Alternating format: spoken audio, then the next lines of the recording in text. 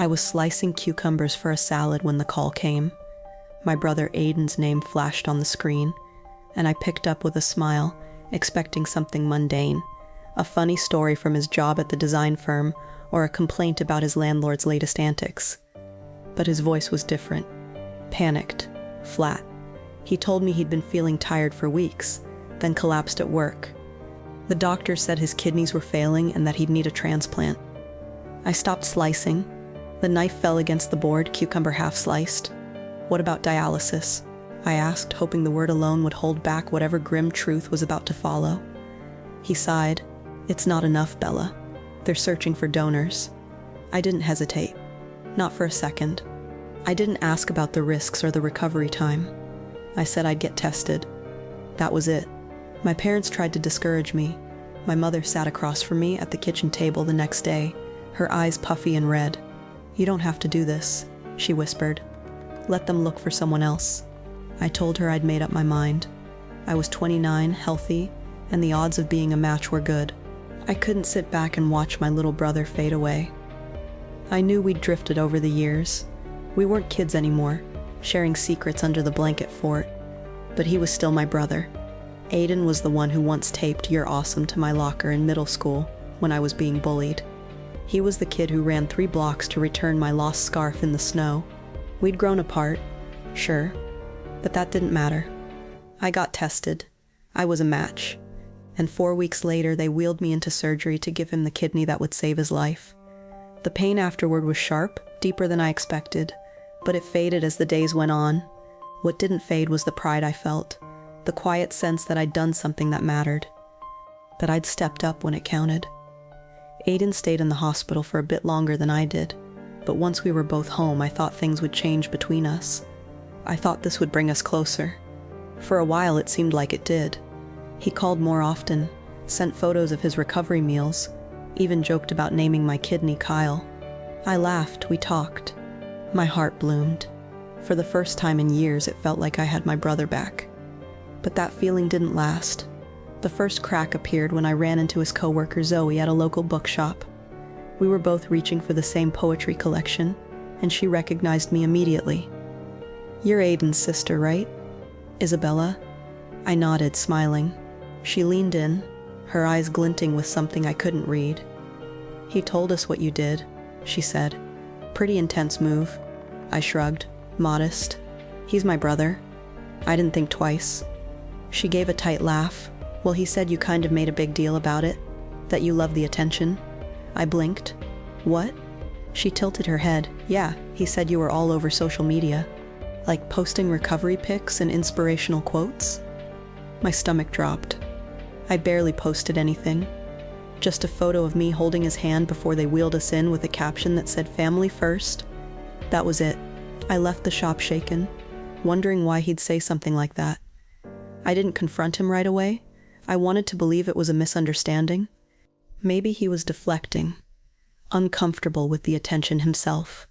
But then it happened again. At a neighborhood barbecue, someone I barely knew, a friend of his friend Jordan, brought it up. "I heard you donated your kidney for the clout," he said, chuckling. "Wild move." I stared at him. "Clout?" He nodded.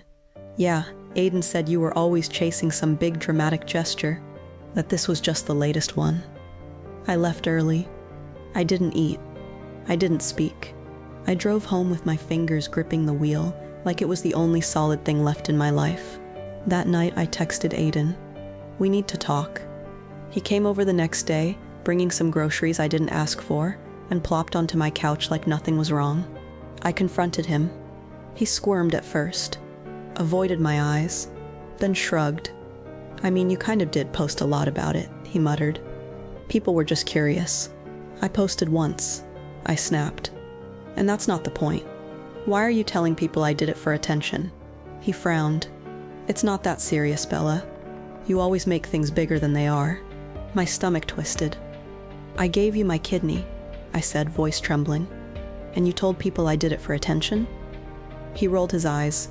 "Everyone knows you love being the center of things." That broke something in me. Something I didn't know could still be broken. I asked him to leave. He slammed the door behind him like I'd offended him. I stood in the hallway. the silence loud, wondering how the person I nearly died for could belittle what I'd done like it was nothing. I didn't say anything publicly for a while. I wasn't sure I wanted to. I hated the idea of airing family conflict like dirty laundry, but the whispers didn't stop. Every time I went out, I felt eyes on me. Someone would ask about the kidney stunt, or reference some comment Aiden had made. One girl, Tessa, who I'd met through a community art group, even said, "I admire your bravery." Doing something like that just to feel seen. That did it. That sentence. Doing it to feel seen. I didn't want to be seen. I wanted my brother to live. I wanted to hold on to the fading warmth of family. I wanted connection, not attention. That weekend I wrote a long post. I didn't mention names, I didn't call anyone out, but I told the story, the real story. I shared what led to the decision, what the process was like, how I felt afterward. I ended it by saying sometimes people twist our truths. They take our sacrifices and repaint them to suit their discomfort. Let them. Your truth matters. Even if no one claps. The post went viral. Thousands of shares. Comments from strangers who said they'd been through the same thing. People who donated organs to family or friends and were met with skepticism. People who gave and were accused of wanting something in return. I felt seen, not for attention, but for understanding. My mother called me crying. My father sent me a text with a heart emoji. Aiden didn't reach out. Weeks passed, then months. I heard he moved to another city, chasing some new design role. I heard he told people we'd grown apart and that he wished me well. I didn't wish him well. I wished he'd never lied. That he'd understood the weight of what I gave him. That he'd looked me in the eye and said thank you. But he didn't, so I cut him out. Deleted his number. Blocked him on socials. I rebuilt my life without him in it, and I never looked back. There's a strange kind of grief that comes from betrayal. Not the kind you feel when someone forgets your birthday or breaks a promise, but the kind that settles in deep when someone you love rewrites your intentions. It didn't hit me all at once. It came in waves. I'd be walking to the market and see someone who used to greet me with warmth, look away like I'd become too loud, too much.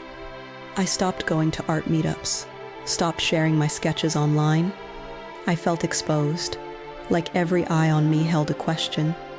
Did you really mean it? And in those moments I began to question myself. Was I too eager to help? Did I want something back? I sat on my kitchen floor one evening, surrounded by unfinished paintings and cold tea, wondering if I'd made a mistake. But deep down, I knew I hadn't. What I did came from a place of love, of loyalty. And yet Aiden's lie had sunk its teeth in, infecting everything. Months passed. I started therapy, at the urging of my friend Kaya, a quiet soul with more wisdom than her 28 years should allow. She listened without judgment, held space for my anger. It's okay to mourn a relationship while still being proud of what you gave, she said once, when I was spiraling about guilt and humiliation. It helped. I began journaling every day, pouring out memories of Aiden, the good ones, the goofy ones, even the ugly fights over who got the front seat. I documented the days before surgery, the hospital smell, the quiet dread of signing consent forms. One entry was just a list of things I'd never get back. Not tangible things, but trust, innocence, hope. Writing became survival. I couldn't rewrite the narrative he fed others, but I could reclaim it for myself. One morning, I received a message request on social media from a woman named Clara. The name didn't ring a bell. Her message was simple. I think you know my sister Zoe. I just wanted you to know she regrets what she said to you. She didn't realize the whole story. I stared at the screen for a long time, unsure how to respond. Regret. That word felt flimsy, like duct tape on a shattered window. But part of me appreciated it, not for validation, but for proof that the truth had started to seep through the cracks of the lie. I replied, "Thanks for telling me. I hope she finds peace." That was it. I didn't want more apologies. One day in October, I received a call from my father. His tone was unusually solemn. He said he'd run into Aiden at a networking event. They'd exchanged awkward pleasantries. "He's doing well," Dad said, "but he didn't bring you up." I laughed bitterly. Why would he? There was silence, then a sigh. Isabella, are you sure this is how you want it to end? I said yes. I'd grieved. I'd healed. I couldn't invite poison back into my life because someone missed how things used to be. I wasn't the same person anymore. The surgery had changed me physically, emotionally, permanently, and betrayal had built walls where bridges used to stand. I saw Aiden once more, accidentally, at a coffee shop on Melrose, a place I used to frequent before everything fell apart. He walked in wearing a navy coat, his hair shorter, his gait confident. He spotted me immediately. I froze, coffee halfway to my lips. He walked over. "Hey," he said, with forced casualness. I nodded. "Hey." There was a pause. "You look good," he said. I didn't respond. He tried again. "I've been meaning to reach out. Things got messy." I looked at him, really looked at him.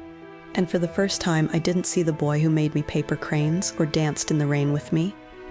I saw a man who'd carved a version of me to suit his needs, who'd reduced my sacrifice to a punchline. "There's nothing to clean up," I said. "We're done." He flinched. I was scared. He said, voice softer. I didn't know how to deal with everything. "So you lied?" I asked, still calm. "To protect yourself." He shifted awkwardly. I didn't think it would spread. I blinked. It did. It burned. He looked down, guilty maybe, or just uncomfortable. "I'm sorry," he muttered. "Too late," I said. "I'm not angry anymore. But I don't trust you, and I'm not going back." He nodded, walked away. I watched him leave. I thought I'd cry, but I didn't. That night I lit candles in my apartment and opened my sketchbook. I drew a woman standing in a rainstorm, holding an umbrella made of stitched-together scars. Behind her the storm swirled, but she stood firm. I called it inheritance, because that's what the experience had given me. Lessons, strength, perspective. My therapist once told me healing doesn't mean forgetting. It means no longer needing the pain to define you. I carried my story differently now. It wasn't something I whispered in dark corners. I wore it like a second skin. I'd donated a kidney. I'd been betrayed. I'd told my truth, and I survived. People sometimes asked if I regretted it. My answer was always the same. I regret who I gave it to, not what I gave. Life continued. I found joy in small things. The smell of jasmine on my balcony, the laughter of Kaya when we watched old sitcoms, the feeling of paint under my fingernails. I started teaching art to kids at the local community center. They didn't know my story. They just knew me as Miss Bella, the lady who loved colors and told them their ideas were magic. One boy, Leo, made a painting of a robot with flowers growing out of its chest. "Even machines can feel stuff," he said, proud. I smiled. Maybe they could. Almost a year after the surgery, I found myself sitting on a panel at a health awareness event, invited by someone who'd read my viral post and thought my story might resonate with others. I debated saying yes. Public speaking had never been my forte, and the idea of revisiting that chapter in front of strangers felt daunting. But something in me shifted. Not out of obligation, certainly not out of desire to prove anything, but out of a quiet sense of responsibility. Maybe if one person in that audience felt less alone, it would be worth it. The event was held in a modest auditorium, decorated with teal ribbons and brochures about organ donation. I sat between a retired nurse and a teenager who'd received a liver transplant. When it was my turn, I shared my experience in plain terms. The decision, the surgery, the betrayal. I didn't use flowery words or dramatic pauses. I just told the truth. Afterward, an elderly man approached me with tears in his eyes. "You gave, even when it hurt," he said. "That's not weakness, that's grace." I walked out feeling lighter. Around the same time, I started working on a personal art project.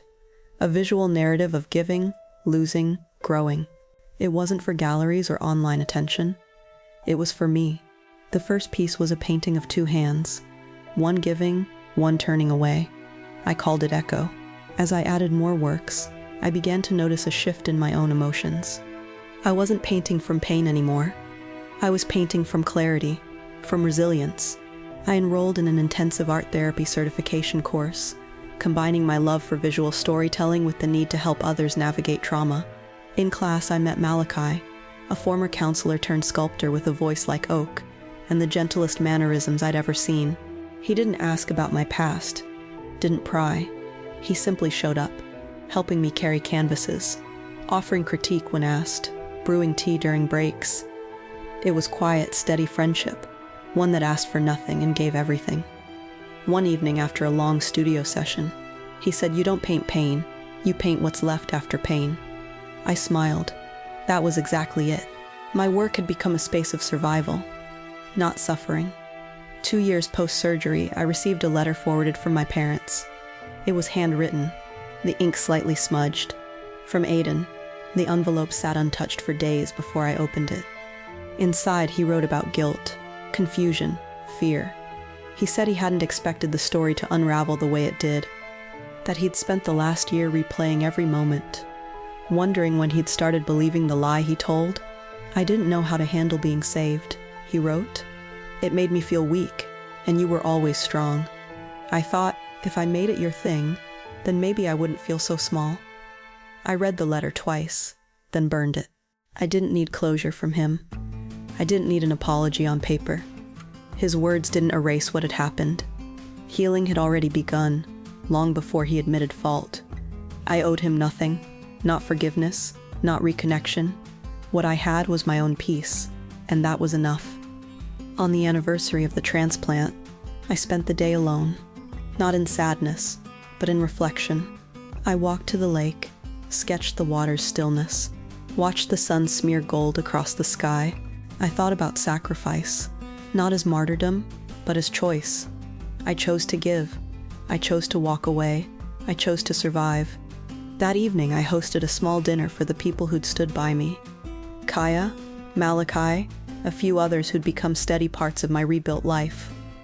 We toasted to second chances, to quiet victories, to scars that no longer sting. In the corner of my apartment, beneath the framed sketch of the woman in the rain, I hung a new piece. This one abstract, chaotic swirls around a calm center. I titled it Root, because from that pain, something beautiful had grown. Something lasting, something mine.